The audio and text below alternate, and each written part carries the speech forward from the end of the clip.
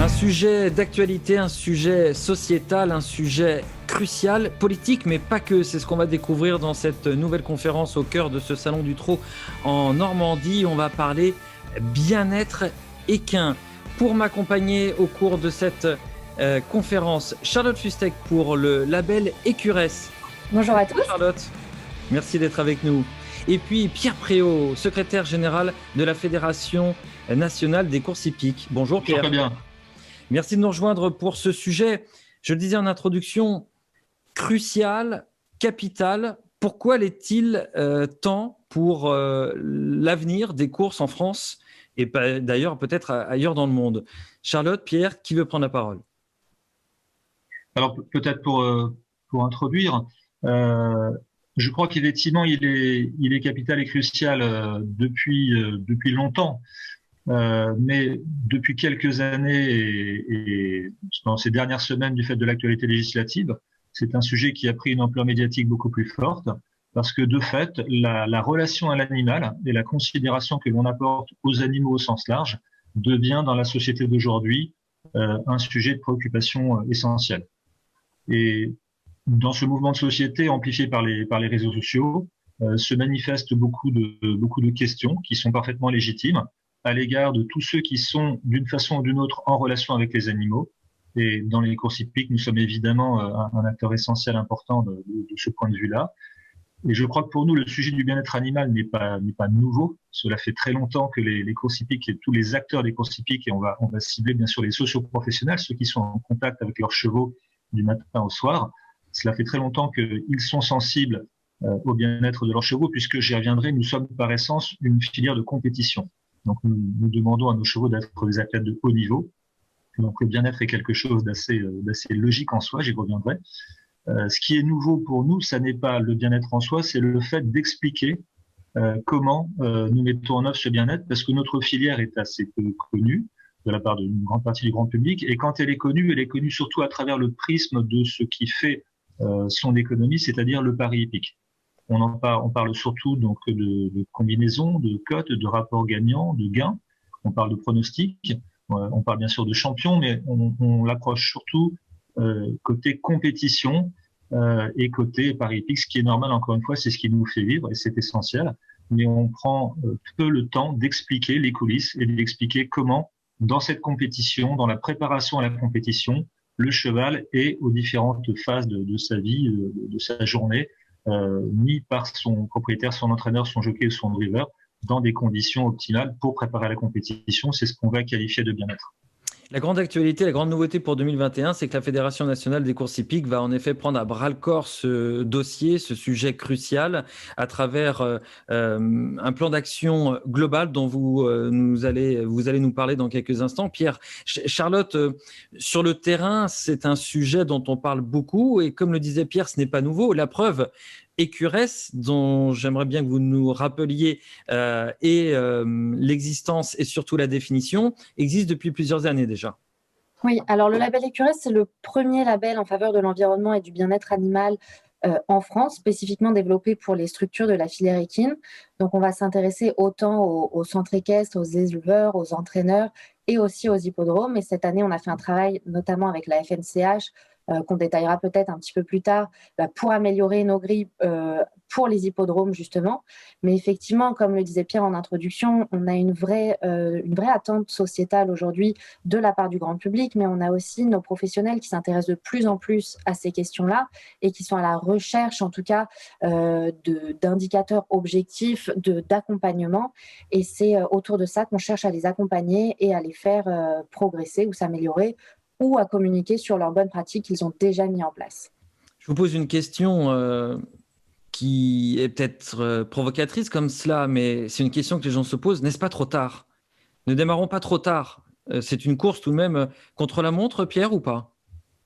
Je crois qu'on ne démarre pas trop tard. Je pense qu'il est effectivement temps de mieux communiquer, de mieux expliquer. Je crois que si nous avons un mea culpa à faire, ce n'est pas d'être mauvais dans la façon dont les chevaux sont traités, parce qu'encore une fois, nos chevaux, je pense, sont bien traités, et c'est à nous de le démontrer, de l'expliquer. Là où nous avons certainement péché, c'est par le manque de communication, le manque de prise de parole pour expliquer et faire toute la pédagogie sur les coulisses. Nous parlons beaucoup des courses. Nous avons encore une fois beaucoup parlé de la compétition, beaucoup parlé des paris, mais sur toutes ces coulisses, sur la façon dont le cheval et sa préparation sportive peuvent être perçus par quelqu'un qui n'est pas spécialiste, il y a certainement un défaut de communication et c'est ce que nous allons essayer de faire dans les mois et les années qui viennent, parce que de fait de cette nouvelle prise de conscience de toute la société et de la jeune génération, c'est un exercice pour nous qui commence aujourd'hui mais qui ne s'arrêtera pas. Ce besoin de communiquer, d'expliquer, il sera sur le très long terme. Et donc, c'est un exercice de longue haleine. Et tous les socioprofessionnels seront associés à cet exercice parce que nous allons tenter d'expliquer et de montrer par du concret, par du vécu sur le terrain. Et on va en parler tout de suite. La parole à Charlotte. Il n'est pas trop tard, mais vous êtes en phase pour dire qu'effectivement, ça va être un travail de longue haleine. Oui, non, il n'est pas trop tard parce qu'effectivement, quand nous, le label Écureuil a été créé, c'était presque un petit peu trop tôt dans le sens où les professionnels n'étaient pas forcément prêts à le mettre en place dans leur structure. Aujourd'hui, ça a complètement changé. Ils sont prêts, ils voient très bien les enjeux. Donc, je pense que ce n'est pas trop tard. On avait amorcé le sujet. Aujourd'hui, on est complètement prêt à les accompagner et eux sont également prêts à s'en saisir et à évoluer et à montrer ce qu'ils font. Donc, non, c'est pas trop tard. Il est encore temps de montrer ce qu'on fait bien. Et on passe à l'action. Donc, quelles sont ces actions? Pierre, est-ce que vous pouvez nous résumer en quelques mots la philosophie du plan d'action que vous avez validé avec les deux sociétés mères, Le Trot et France Gallo, pour le cadre donc, du bien-être équin? Alors, plusieurs axes. Le premier, il est un petit peu technique, mais il est essentiel pour nous de collecter de la donnée. Encore une fois, ce sujet de bien-être équin, il est mis en pratique, il est mis en œuvre dans toutes les écuries de Trot comme de Gallo. Mais nous disposons aujourd'hui de peu de statistiques, de peu de données pour pouvoir le qualifier, l'évaluer et pour pouvoir démontrer le bien fondé des mesures que nous avons mis en œuvre depuis de longues années et pour pouvoir prouver le bien fondé également de ce que nous préparons à mettre en œuvre pour le futur. Ces données, c'est de la statistique, c'est de la donnée technique et nous allons mettre en œuvre tout le reporting nécessaire pour pouvoir la collecter, la rassembler et pouvoir la produire. Et ça va prendre du temps. Donc, c'est une des tâches sur lesquelles nos équipes donc vétérinaires essentiellement, vétérinaires des deux sociétés mères et de la fédération, vont se pencher déjà depuis plusieurs semaines pour collecter toutes ces informations, pouvoir chiffrer, évaluer, qualifier et pouvoir démontrer ensuite ce que nous allons faire. Le deuxième grand axe, c'est bien sûr de la communication. Et à travers l'angle communication, il y a plusieurs cibles. Il y a une communication auprès du grand public et nous allons sur les hippodromes, sur les centres d'entraînement et nous souhaitons également le faire sur les haras d'élevage, ouvrir les portes de nos infrastructures pour expliquer au grand public, au-delà de la compétition, comment le cheval est préparé à cette compétition et comment, de par cette préparation, il est prêt à l'affronter. C'est un effort physique important, la compétition, mais il est préparé, il est prêt, il est entraîné, il est soigné pour cela. Donc cet effort est adapté à sa préparation. Donc l'ouverture au grand public de nos sites, mais également communication auprès de toute la sphère des influenceurs. Derrière le mot influenceur, il y a les médias, il y a les influenceurs des réseaux sociaux qui sont aujourd'hui l'un des principaux médias, notamment par rapport à la jeunesse. Et puis, il y a la communication auprès de nos responsables, de nos élus, parce qu'au final, dans ce pays, c'est le Parlement qui vote les lois. Et il est essentiel que ces parlementaires comprennent notre filière, comprennent son organisation, comprennent son fonctionnement et viennent aussi sur le terrain pour voir ce qu'est la préparation d'un cheval de course à la compétition et comment se déroule la compétition. Je vous laisse revenir sur le troisième point très vite, oui. Pierre, mais juste un point, vous parlez de la jeunesse, c'est un point très très important. Les études que vous avez eues entre les mains, les sondages, vous laissent penser qu'il faut parler avant tout, quand on parle de bien-être équin, à quelle catégorie d'âge? Les 15-25, c'est ça à peu près? Alors, à toutes les catégories dans l'absolu, mais c'est vrai que la tranche d'âge des 15-30 ans, dirais-je, sera la tranche d'âge prioritaire, parce que c'est celle qui est évidemment la plus active sur les réseaux sociaux. C'est celle qui est peut-être le plus sensible à des messages qui sont colportés par les réseaux sociaux et qui sont parfois des messages involontairement inexacts ou incomplets ou parfois volontairement déformant la réalité. On va simplement évoquer des idéologies qui existent aujourd'hui à travers la planète, dont une qui s'appelle l'antispécisme. Chacun a ses opinions et chacun peut penser croire ce qu'il veut. L'antispécisme est une idéologie qui veut l'abolition de la relation homme-animal, qui considère que toute relation homme-animal est un asservissement de l'animal par l'homme, qu'elle est donc insupportable, qu'il faut donc briser cette relation. Nous considérons, nous, que nous sommes dans un choix de société, de civilisation radicalement opposée, où l'homme doit être en relation avec l'animal, et dans notre univers, les acteurs des courses avec le cheval de course, et que cette relation se construit dans le respect, dans la considération, dans les soins adaptés, et j'ai envie de dire aussi dans la passion et dans l'amour du cheval. Et ça, c'est une donnée importante qui ne transparaît peut-être pas tous les jours au quotidien, parce que nos acteurs sont pudiques, sont des travailleurs de l'ombre souvent, et donc leur première parole, c'est de ne pas forcément de parler de ce qui les unit de cette relation d'affection, de tendresse ou d'amour avec leur cheval. Ils parlent surtout de l'aspect technique, mais elle existe. Et donc, parfois, les messages qui reviennent de cette idéologie antispéciste peuvent être extrêmement déformants, agressifs et incompris par une partie de la population qui peut les croire. D'autant plus que parfois cette idéologie emprunte des images du quotidien qui peuvent être vraies, mais qui sont déformées et qui ne traduisent pas la réalité des choses. Donc nous avons par rapport à cette tranche d'âge le besoin essentiel de rétablir la vérité, de rétablir l'information, et nous voulons nous adresser à eux pour porter des messages qui sont positifs, pour expliquer encore une fois ce que nous faisons et les inviter à venir voir, les inviter à venir nous voir sur le terrain, à venir voir les chevaux de course sur le terrain. Dans un autre cadre, lorsque vous avez eu l'occasion de nous parler de ce projet, vous avez eu une formule qui m'a beaucoup plu, que vous avez empruntée à un homme politique français bien connu. Ils n'ont pas le monopole du cœur. Il faut que les gens, et les femmes et les hommes de chevaux fassent comprendre qu'ils aiment leurs chevaux. C'est l'un des enjeux, et notamment aux jeunes.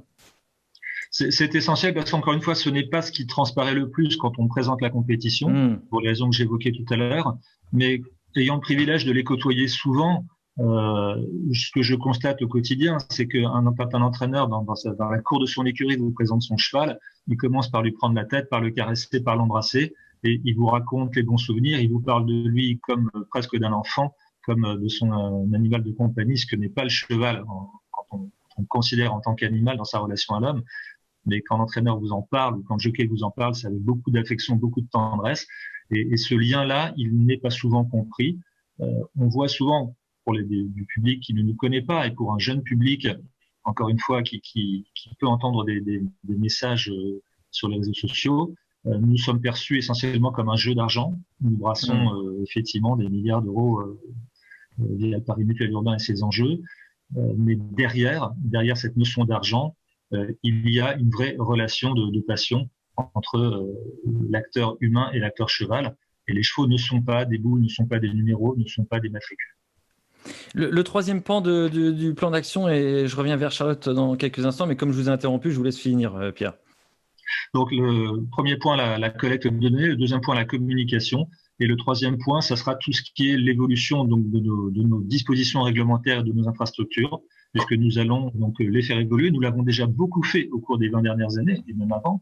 C'est pour ça que je disais que pour nous, cette préoccupation n'est pas nouvelle. Nous l'évoquions récemment dans une newsletter de la Fédération nationale. Quand on fait le bilan des investissements sur les hippodromes et centres d'entraînement depuis les années 2000, c'est pas loin de 15 millions d'euros qui ont été investis pour la sécurité des chevaux.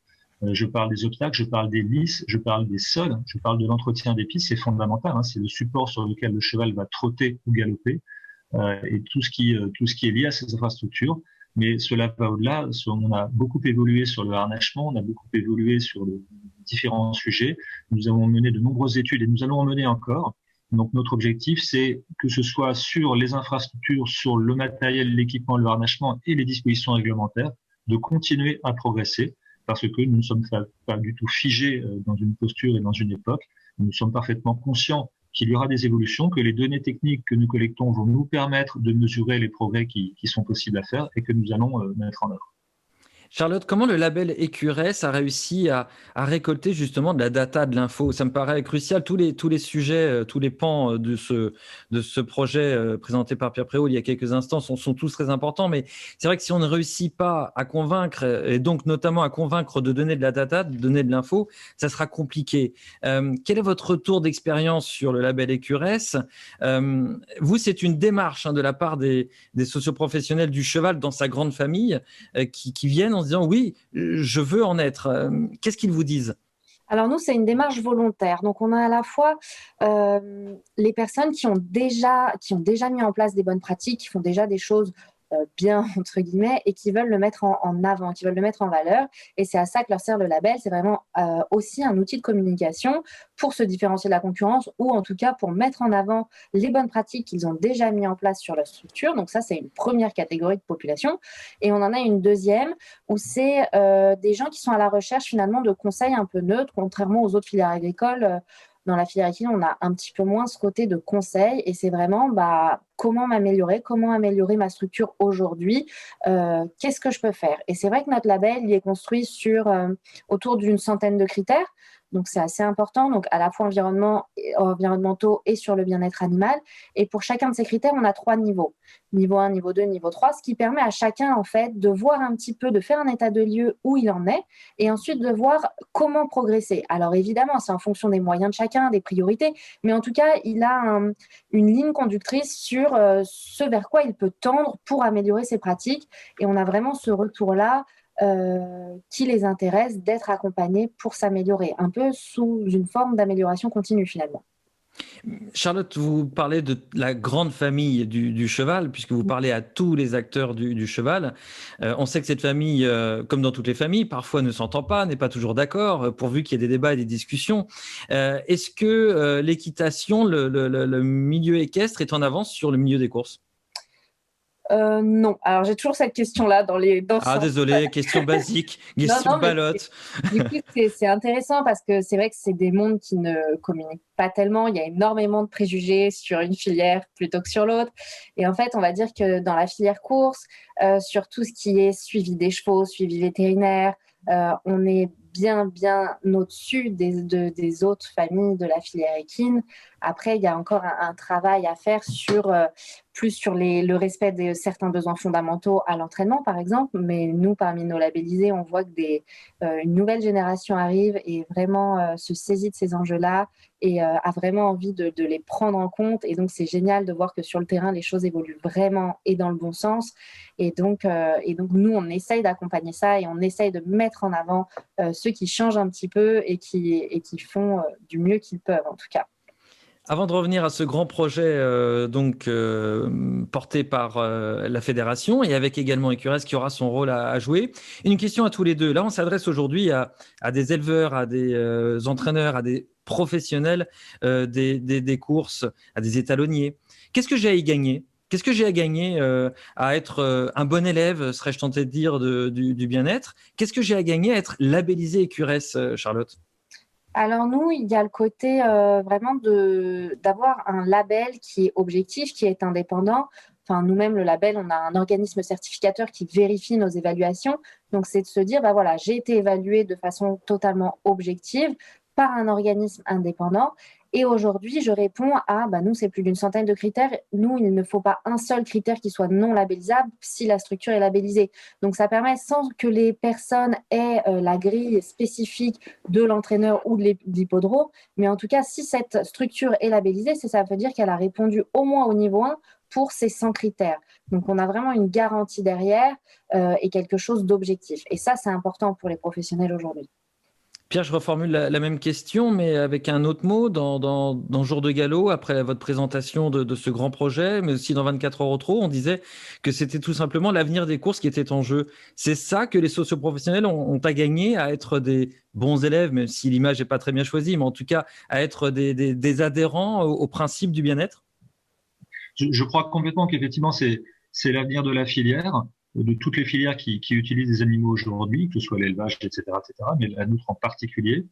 Je pense que si nous ne prenons pas la mesure du besoin de pédagogie, du besoin d'explication qui existe dans la société d'aujourd'hui, nous risquons de laisser des courants de pensée, des courants politiques mal nous connaître, mal nous comprendre et prendre des décisions sous le coup de l'émotion qui nous seront défavorables. J'ai envie de dire que les meilleurs connaisseurs du métier des courses, ce sont les acteurs des courses et les socioprofessionnels. Et c'est à eux d'expliquer ce qu'ils font, pourquoi ils le font, comment ils le font. Encore une fois, le cheval de course, qu'il trotte ou qu'il galope, est un athlète de haut niveau.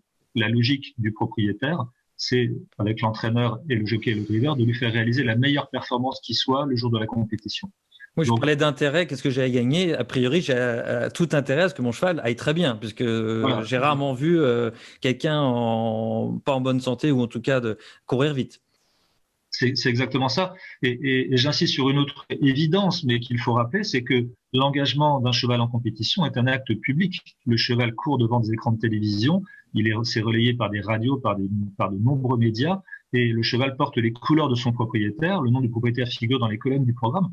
Donc, si quelqu'un s'amusait pour je ne sais quelle raison, à maltraiter un cheval, à mal le préparer, à mal l'entraîner, le cheval ferait logiquement une contre-performance et apparaîtrait comme n'étant pas en situation de défendre ses chances, ce qui serait catastrophique et pour l'image du propriétaire et pour l'image du professionnel qui s'en occupe. Donc ça n'a pas de sens. Après, nous ne vivons pas dans un monde de bisounours. Il peut y avoir des difficultés passagères, il peut y avoir des baisses de forme, il peut y avoir des difficultés techniques, humaines, financières, etc. Donc on n'est jamais à l'abri qu'une personne perde ses repères et dérape. Et c'est pour ça qu'il y a des contrôles de la part des sociétés mères.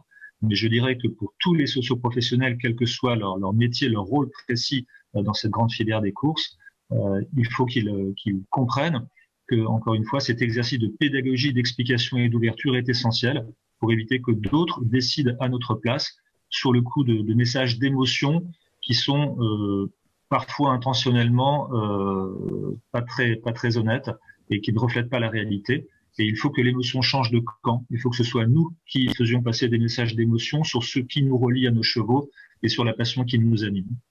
Et balayer également des pratiques qui n'ont plus lieu d'être et qui doivent être condamnées. Si c'est le cas, vous parliez de la réglementation tout à l'heure qui doit aussi s'adapter pour éviter, même sur un coup de sang, même sur une mauvaise réaction, sur un mauvais réflexe, véhiculer des images qui ne représentent pas la globalité du métier et de la profession et de ses très nombreux emplois. Charlotte, Pierre, il nous reste encore quelques minutes si vous voulez bien. J'ai envie de vous demander qu'est-ce que je peux faire? Moi aussi, je suis socio-professionnel. Comment je peux contribuer à cela? Quels conseils vous donneriez en communiquant bien? Quels sont les outils qui sont à ma disposition aujourd'hui? Quel est le projet là que vous mettez en place cette année, Pierre, par la Fédération, Charlotte avec Écuresse? Comment on peut être tous acteurs? Alors, je dirais que dans un premier temps, c'est dans l'attitude personnelle de chacun, ce qu'ils font déjà tous, mais peut-être de le renforcer et d'exprimer ce qui, par pudeur ou par évidence, n'est pas formulé, n'est pas verbalisé, et de rappeler à toutes les occasions vis-à-vis de la presse, vis-à-vis d'un propriétaire, vis-à-vis d'un homme politique, vis-à-vis de je ne sais quelle personne avec lesquelles le socio-professionnel peut être en contact, d'insister sur cet aspect, sur l'importance qu'a la préparation du cheval, l'importance qu'ont les soins adaptés que l'on procure au cheval à tout moment, et ce qui qualifie quelque part ce que j'appelle le bien-être du cheval, et de le relater à tout moment, de le verbaliser à tout moment. Ensuite, de s'associer aux différentes actions que nous mettrons en œuvre progressivement. Alors, ça ne va pas pouvoir démarrer très rapidement. Je ne parle même pas du contexte actuel de huis clos sur les hippodromes et de la difficulté à se rassembler. Mais j'espère que nous pourrons prendre une vie normale le plus tôt possible. Mais pour des raisons à la fois de mise en œuvre et de budget, tout cela se fera progressivement. Mais nous demanderons aux socioprofessionnels présents sur les centres d'entraînement, qu'ils soient publics ou privés, de pouvoir ouvrir leurs portes pour accueillir des influenceurs, des décideurs, des hommes politiques et du grand public. Et nous leur demanderons sur les hippodromes également de se prêter au jeu pour, au-delà de la compétition, venir au milieu du pesage avec un cheval reconverti, expliquer quel a été son parcours, quelle a été son histoire et quel est son devenir aujourd'hui. Parce qu'il faut, là aussi, prêcher par l'exemple, par le vécu, par le concret.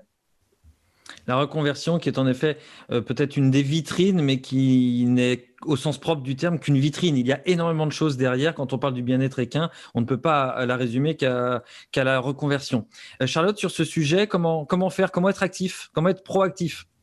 Là, je rejoins Pierre. Effectivement, il y a une partie communication et pour avoir déjà amené des gens qui ne connaissaient rien aux courses chez des entraîneurs, on se rend compte qu'il y a énormément de préjugés et que finalement, c'est en allant chez ces gens et que les entraîneurs montrent ce qu'ils font réellement qu'on change complètement la vision des choses. Et effectivement, il y a un gros travail à faire de communication. Pour faire des portes ouvertes, par exemple? Des portes ouvertes, et oui, des portes ouvertes, accueillir du monde, que ce soit de mélanger les familles, on va dire, équestres, mais pas que, d'accueillir aussi du grand public et vraiment de montrer ce qui est fait et ce qui est très bien fait. Et du coup, l'autre projet qu'on avait un petit peu avec la FNCH, alors là, on parlait des professionnels, et là, si on s'intéresse un petit peu plus aux hippodromes, on a justement modifié nos grilles du label EQRS pour amener aussi les hippodromes, enfin pour ces grilles hippodromes, d'avoir beaucoup plus de critères sur le bien-être, de prise en compte du bien-être, notamment sur l'hébergement des chevaux les jours des courses, mais aussi sur les installations présentes dans les hippodromes, tout ça autour du bien-être. Donc on espère aussi que ça va faire écho auprès du grand public et aussi des gérants d'hippodromes, évidemment. Le chantier est immense, le chantier est crucial, le chantier est colossal, mais le message qu'il faut passer, il me semble tout de suite, c'est tous acteurs, tous concernés, et on va peut-être, on va même sûrement, on va y arriver, il faut être positif, tous ensemble. Plusieurs actions très factuelles qui ont été lancées ces dernières semaines, l'arrivée d'une newsletter pour garder le contact avec les socioprofessionnels dans leur globalité, quelle que soit la famille, générée par la FNCH. On aura également bientôt, on a déjà lancé, vous avez lancé un hashtag Race and Care sur les réseaux sociaux pour y mettre.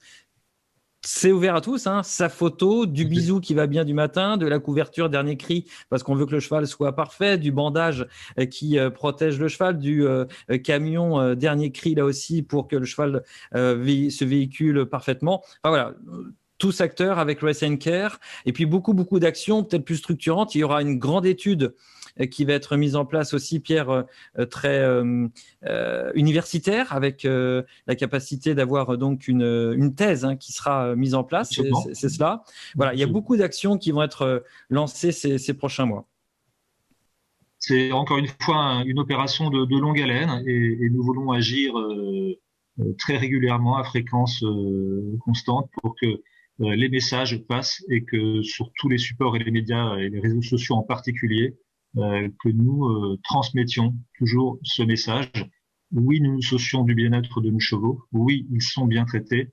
Oui, en dépit de ce qu'on peut percevoir à la vue de la compétition en plein effort physique, comme quand un sportif de haut niveau humain accomplit un exploit physique important, un match de je ne sais quoi, on peut avoir le sentiment parce qu'il est en plein effort, qu'il souffre, mais il est préparé à cela, il est entraîné pour cela, et il est ensuite soigné pour cela.